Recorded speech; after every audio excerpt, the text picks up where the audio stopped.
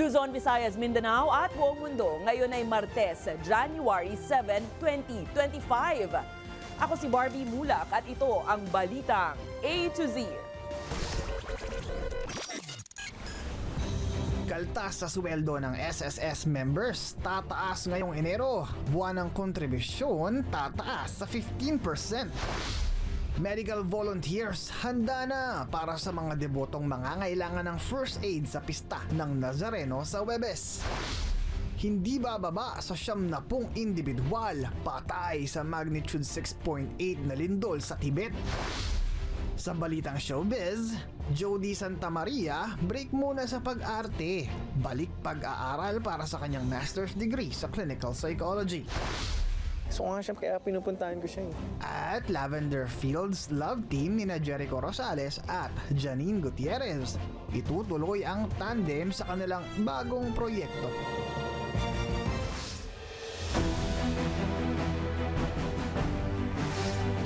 Magandang gabi, pambungad sa ating newscast. Simula ngayong Enero ay tataas muli ang kaltas sa sweldo ng SSS members. Yan ay dahil sa 1% increase sa monthly contributions. Ayon sa State Pension Fund, wala nang atrasan sa pagpapatupad nito. Bagay na binabatikos naman ng mga kritiko. Pero tingin ng Malacanang, walang issue sa SSS rate hike at tila pinupolitika lamang ito. Hindi pa nakaka-recover sa mga gastusin nitong holidays ang working student na si Heidi. Pero sure na sa susunod na payslip niya, may panibagong kakaltasin sa kanyang sweldo. Epektibo na kasi ngayong Enero ang huling tranche ng taas singil sa premium ng Social Security System o SSS. Hindi naman ganun kalakihan yung kinikita ko, pero yung bills na binabayaran natin from government, palaki siya ng palaki. Base sa Social Security Act of 2018, utay-utay na patataasin ang monthly SSS contributions mula 12% noong 2019 hanggang maabot ang 15% ngayong 2025. Ibig sabihin, sa mga sumusweldo ng 15,000 pesos kada buwan, kung dati ay 14% ng sahod o 2,100 pesos ang monthly contribution, tataas na ito sa 15% o 2,280 pesos. Kung voluntary payer, solo itong babayaran. Pero kung nagtatrabaho sa kumpanya, paghahatian ito ng employer at ng empleyado. Magiging worth it siguro siya pag tumanda na ako, pero sa ngayon medyo mabigat siya kasi dagdag gastusin siya. Kanina, inihain ni Congressman Wilbert Lee sa Kamara ang House Resolution 2156 na layong imbestigahan ang taas singil ng SSS, maging ang implementasyon ng mga benepisyo para sa mga miyembro. Inuudyukan rin niya si Pangulong Marcos na suspindihin muna ang rate hike na ayon na rin sa ilang kritiko ay dagdag pahirap sa mga tao na problemado pa rin sa taas ng presyo ng mga bilihin. Pero ayon sa liderato ng Pambansang Social Insurance Program, wala nang atrasan sa pagpapatupad ng 15% monthly contribution rate. Sa SSS kami sumusunod lang sa batas na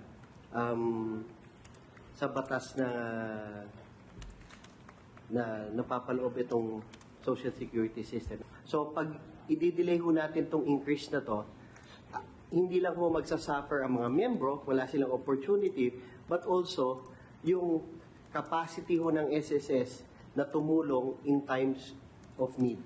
Habang ang Malacanang, ipinauubayan na sa SSS ang desisyon, lalo na't nakabase naman ito sa mga pag-aaral at sa batas. If you always meddle in their management of their affairs where they are very specialized, it will not work. It will not work. It may even be negative ang impact. So pabayaan na natin muna. Dagdag pa ni Executive Secretary Lucas Bersamin, posibleng pinupolitika lang ang issue ng SSS rate hike dahil ilan sa mga kritiko ay kumakandidato sa eleksyon sa Mayo. You must understand kung kanino galing yung call, kandidato eh. Ayon sa SSS, ang taas singil sa premium ay inaasahang makakalikom ng dagdag na 51 billion pesos sa taong 2025 na dagdag pondo para sa mga maternity, sickness, disability, retirement at iba pang benefits.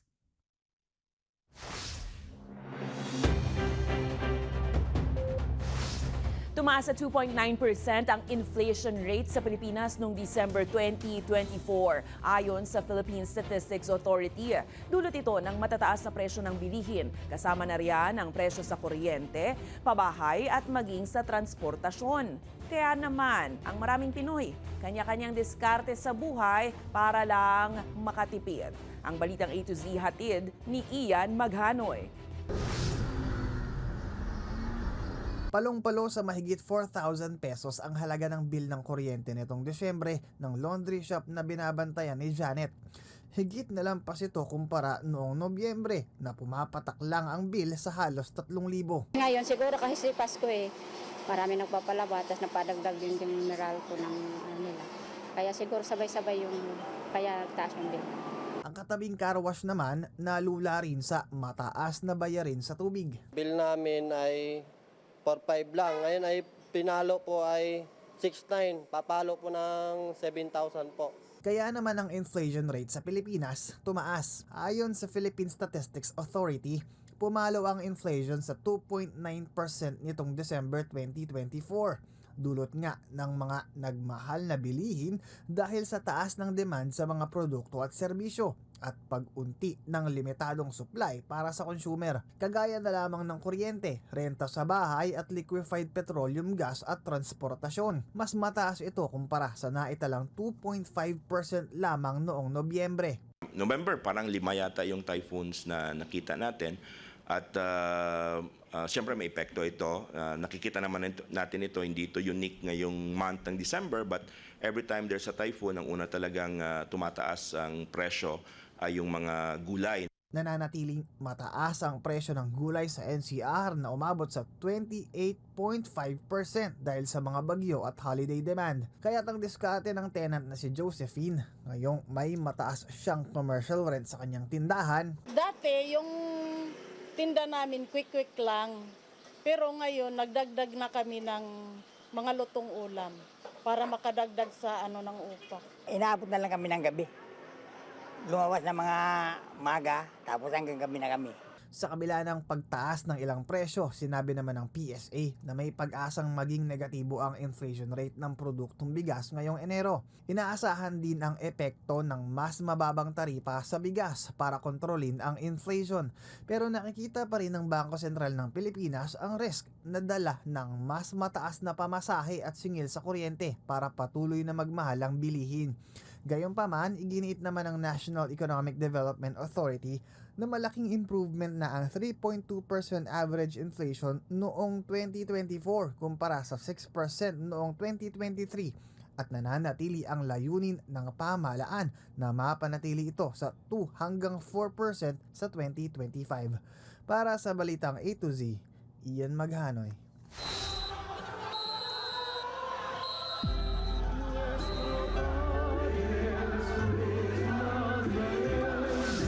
Handa na ang mga medical volunteers sa pista ng Nazareno sa Huwebes para sa mga debotong mangangailangan ng first aid at medical attention. Puspusan naman ang clearing operations ng MMDA sa mga kalsadang daraanan ng traslasyon para matiyak ang kaligtasan ng mga deboto. May balitang A to Z si Kim Salinas. We're expecting a large crowd. Inaasahan na ng medical volunteer ang matinding trabaho sa pista ng Nazareno sa Huwebes. Andun yung chance na ma-overwhelm ang mga responders, so we need all the help. Kaya ang mga tauhan ng Association of Philippine Fire Brigade Incorporated Malate, Manila, inihanda na ang kanilang mga sarili at ngayon pa lang ay nakapwesto na sa bukana ng Quirino Grandstand. Round the clock kami sa duty dito.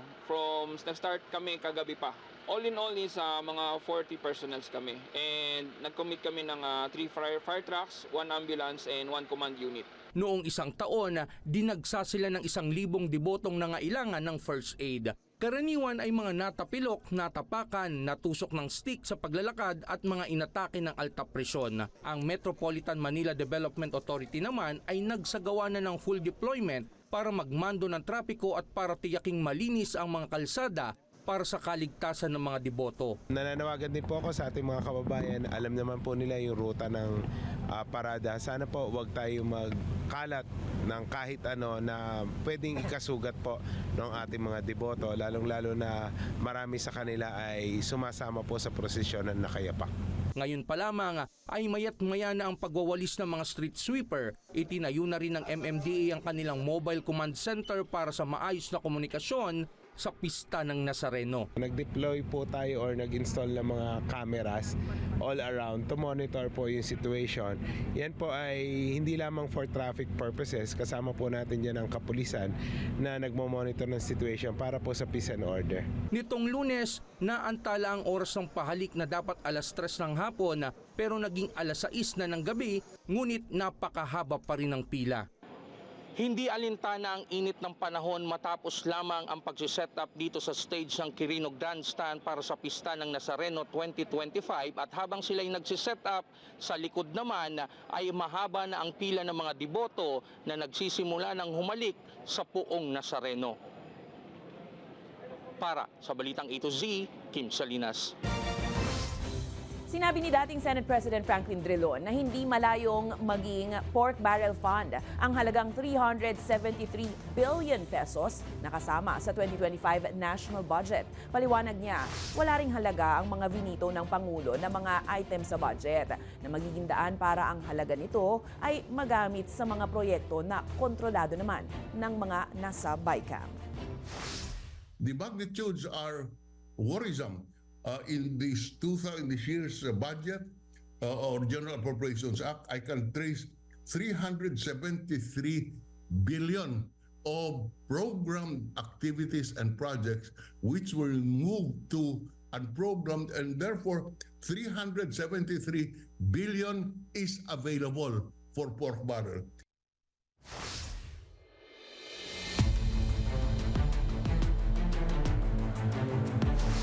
Nagsasanib puwersa ang mga naghahain ng tatlong impeachment complaint laban kay Vice President Sara Duterte para konsolidahin ang kanilang mga effort at makakuha ng mga lagda. Ayon kay House Secretary General Reginald Velasco, inihahanda ng Makabayan Bloc ang mga kaso para isumiti sa tanggapan ng Speaker ng Kamara. Inasahan naman ang isa pang o pang-apat na impeachment complaint sa loob ng linggo hanggang January 13. Sinabi ni Velasco na posibleng maging komplikado kung hindi sabay-sabay maipapasa ang mga kaso. Anya, kapag umabot sa 1/3 o katumbas ng 103 House members ang lagda ng Kongreso, diretso na ito sa Senado at magiging articles of impeachment at hindi na daraan sa mga komite o anumang proseso. Dagdag ni Velasco, maingat ang mga mambabatas sa paglagda sa impeachment dahil maaaring makaapekto ito sa kanilang re-election bid, lalo na para sa mga tumatakbo sa national post o party list na umaasa sa suporta ng Mindanao. There might be complications if I will not be able to transmit all of them at the same time, you know. Isinusulong ni House Committee on Ways and Means Chairperson at Albay 2nd District Representative Joseph Joy Salceda ang muling pagkakaloob ng 25-year broadcast franchise sa ABS-CBN. Ayon kay Salceda, malinaw na clear na ang ABS-CBN ng mga ahensya ng gobyerno katulad ng SEC at BIR sa mga alegasyong paglabag sa kanilang nakaraang prangkisa. Ayon pa sa mambabatas, naapektuhan ang mahigit 11,000 empleyado matapos mawalan ng trabaho. Nagkaroon ng malaking epekto sa mga Pilipino, lalo na rin sa mga naghahanap ng balita at impormasyon. Kasama sa layunin ni Salceda ang pagpapalakas ng free market of ideas, lalo na sa mga usapin ng pambansang kapakanan. Bagamat hindi pa ito napag-uusapan kasama si House Speaker Martin Romualdez, naniniwala si Salceda na makikinabang ang buong bansa sa hakbang na ito.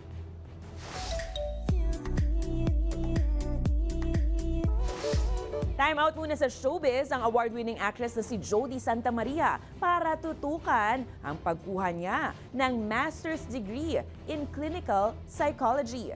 Ayon kay Jody, malapit nang matapos ang kanyang mga kasalukuyang proyekto kaya handang-handa siyang magbalik eskwela. Kwento pa ng aktres, iba raw ang ligaya ng hatid ng schooling. Abangan naman for sure na marami ang kanyang pagbabalik on cam matapos yan. This year, I'm also taking up my master's in clinical psych. Minsan naiisip ko na parang, I think as a human being, parang I can do so much more na parang hindi, kumbaga parang meron pang life outside of show business. Nag-enjoy kasi ako for some weird reason, yung I enjoy the feeling of being in a class. Gusto ko yung di ba? Gusto ko yung student ako na nakaupo ako na nakaka-learn ako ng mga bagong things. Parang that sparks joy in my heart. Good luck, Jody, sa iyong bagong journey. Susunod, Congressman Erwin Tulfo bumuelta sa mga kumakwestiyon sa kanyang kandidatura at kredibilidad. At sa iba yung balita, hindi bababa sa 70 individual patay sa magnitude 6.8 na lindol sa Tibet. Abangan ang kumpletong ulat sa pagbabalik ng Balitang A to Z.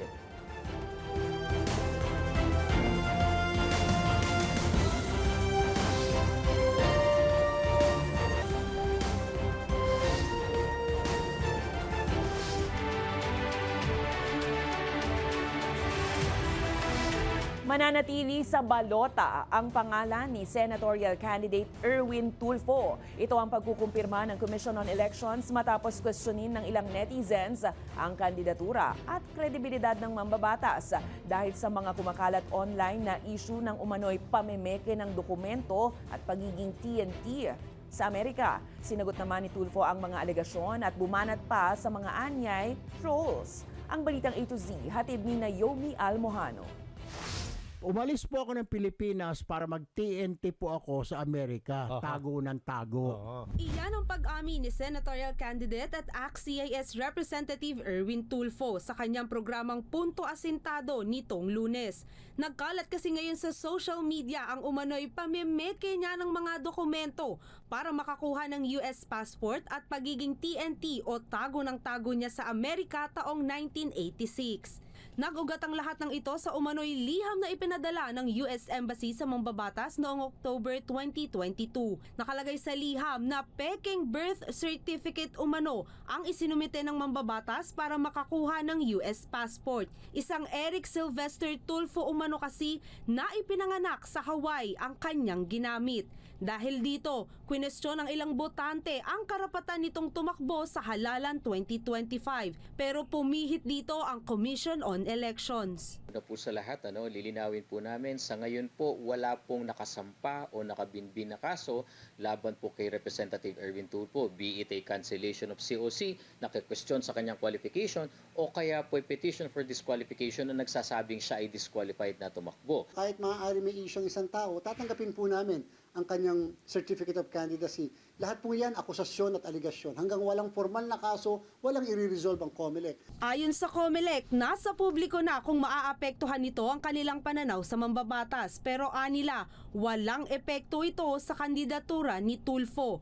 Idinidikit din ang isyong ito ni Tulfo sa naging kaso ni dismissed Bamban-Tarlac Mayor Alice Guo na kinasuhan ng komisyon ng motu proprio dahil sa election offense na material misrepresentation at pagsisinungaling sa mga impormasyong sinumpaan sa kanyang Certificate of Candidacy.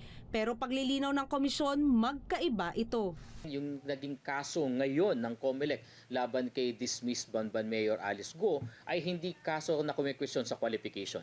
Hindi rin po ito kaso ng disqualification. Ngunit ito po ay kasong kriminal.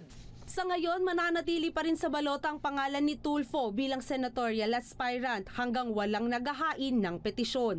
Samantala, binanata naman ni Tulfo ang mga aniyay vloggers at trolls na nagpapakalat umano ng mga fake news online. Kaya binabanatan tayo dahil number 1 ho ako sa survey. Malakas ka eh. Hindi man direktang sinagot ng mambabatas ang mga aligasyon na ninindigan si Tulfo na wala siyang nilalabag na batas at tanging pagiging TNT lang ang kanyang pagkakamali. Para sa Balitang A to Z, Naomi Almojano. Nananawagan ng Commission on Elections sa Philippine National Police na agarang buwagin ang mga private armed groups sa bansa bago pa magsimula ang campaign period para sa 2025 midterm polls. Ayon kay COMELEC Chairman George Garcia, banta sa katahimikan ng eleksyon at nagdudulot ng takot sa mga botante ang mga private armed group. Kaya naman kabilang ito sa mga pag-uusapan sa pulong ng COMELEC at PNP sa Enero 9. Binalaan din ni Garcia ang PNP na iwasan ang paglalagay ng checkpoint sa madidilim na lugar para maiwasan ang paglabag sa batas. Diin pa niya, kailangan nakauniforme ang mga opisyal na magbabantay sa checkpoints at kakasuhan ang mga nakasibilyan. Paalala pa ng komisyon, may karapatan din ang publiko na umalma at i-report ang anumang iligal na paghahanap o pagpapabukas ng sasakyan sa mga checkpoint. Mananakot at mas mapapadali ang pamimili nila at ng boto at the same time yung hindi pagpapaboto sa ilang grupo dahil kalaban ng mga politiko na may private armed groups. Dapat po mawala ang private armed groups sa ating bansa. Binueltahan ni Executive Secretary Lucas Bersamin ang mga dating spokesperson ni Pangulong Duterte na sina Attorney Salvador Panelo at Attorney Harry Roque dahil sa pagbatikos nila sa desisyon ni Pangulong Marcos Jr. na i-reorganize ang National Security Council. Ayon kay Bersamin, walang moral authority si Panelo para questionin ang desisyon ng Pangulong Marcos, lalo na siya rin ang nag-exclude kay dating Vice President Leni Robredo sa NSC meetings nung panahon niya.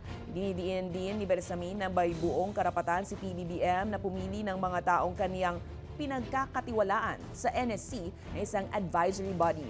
Habang tinawag naman ni Bersamin na malisyoso ang pahayag ni Roque. Prelude o hakbang raw ito tungo sa pagdedeklara ng martial law ang balasahan sa hanay ng NSC. Meron ako nabasa na something that reminded me that Panelo, during his time as presidential advisor, was also advocated the exclusion of then Vice President Leni Robredo. No? So he has no moral authority to question the decision of the President. Walang impormasyon ng Malacanang sa umano'y pag-alis ng bansa ng self-confessed Davao Death Squad hitman na si Edgar Matubato, ayon kay Executive Secretary Lucas Bersamin. Sa isang palace briefing, sinabi ni Bersamin na wala siyang koneksyon kay Matubato at hindi nila kontrolado ang kanyang mga ginagawa kasama na ang pag-alis ng bansa o pagtestigo sa ibang forum. Sa isang panayam kasi sa New York Times, sinabi ni Matubato na gumamit siya ng peking identity para makalabas ng bansa kasama ang kanyang asawa at mga stepchildren matapos ang mahigit isang dekadang pagtatago. Hanggang sa ngayon, walang opisyal na komento ang palasyo sa anumang susunod na hakbang ni Matubato. Wala kaming masabi dyan dahil whatever is his purpose in going out, we cannot control that. Hindi namin siya ina-encourage, hindi rin namin siya dinidiscourage.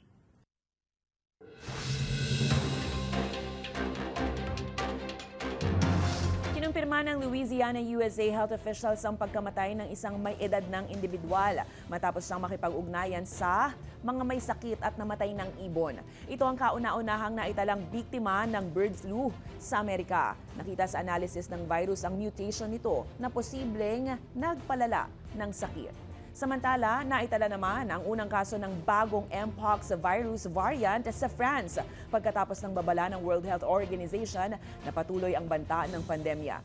Isang kaso ng Clade 1B variant ang naitala sa Western Brittany region ayon sa French Health Ministry.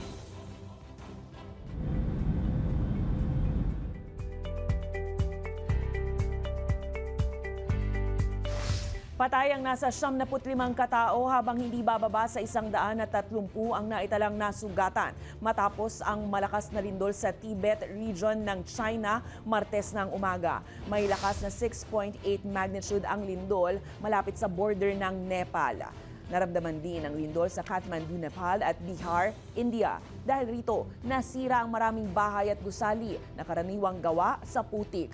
Agad namang nagpadala ang pamahalaan ng China ng mga pangunahing pangangailangan ng mga apektadong residente, lalo na sa matataas na lugar, tulad ng tolda, kumot at first aid package, lalo't papalapit pa lang ang taglamig doon.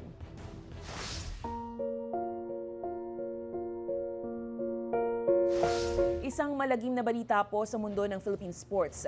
Trahedya ang sinapit ng Southeast Asian Games gold medalist na si Mervin Guarte matapos saksakin sa loob mismo ng bahay sa Calapan City, Oriental Mindoro madaling araw ng Martes.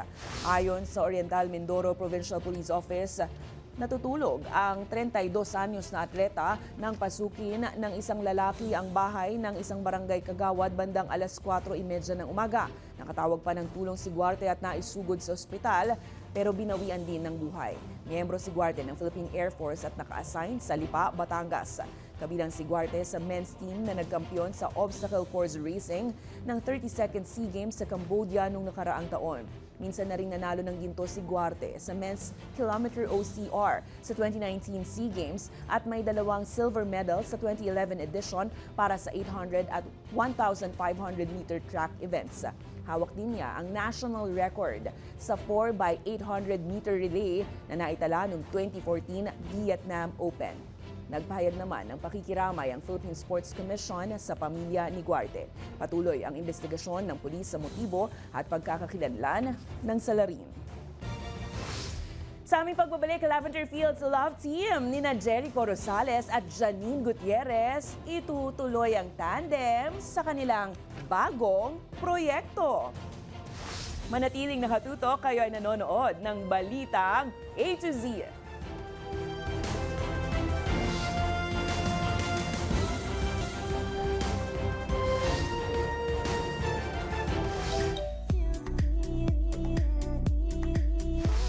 Sa nalalapit na pagtatapos ng seryeng Lavender Fields, ibinahagi ng mga stars na sina Jericho Rosales at Janine Gutierrez ang tungkol sa kanilang mga plano ngayon 2025. Magkakaroon nga ba sila ng bagong project together? Makichika sa Balitang A to Z Showbiz ni Lane Garcia. Blooming at talaga namang good-looking sina Jericho Rosales at Janine Gutierrez nang humarap sa MediaCon para sa nalalapit na pagtatapos ng kanilang teleseryeng Lavender Fields nitong Lunes, January 6. Kitang-kita ang saya at tila kinikilig pa sina Echo at Nini kapag pinag-uusapan na ang tungkol sa kanila. Ano kayang latest? Ano man, what you see is what you get naman with me. Of course, we're very, happy, sa company ng isa't isa. And, I'm not naman one to make landi-landi, pakipot-pakipot pa or parang ganun, But, we really are, we're fun together. I'll wait for Janine to, So nga siya, kaya pinupuntahan ko siya. We look forward to things together. Actually, mahabang kwento yun. Parang may mga iba pa siyang origin. Ano nga ba? Sana sabihin nilang kami nandito, no? O diba? Pati ako kinikilig. Bukod sa colorful love life ni na Echo at Janine, ni-reveal din ang kanilang upcoming project this year na for sure aabangan ng fans. I'm about to shoot a film, which I'm so excited about and nervous, super scared. So it's all going to be films this year. And of course, I think one show with Janine is going to happen this year also. Well, excited ako talaga to do another show with Echo.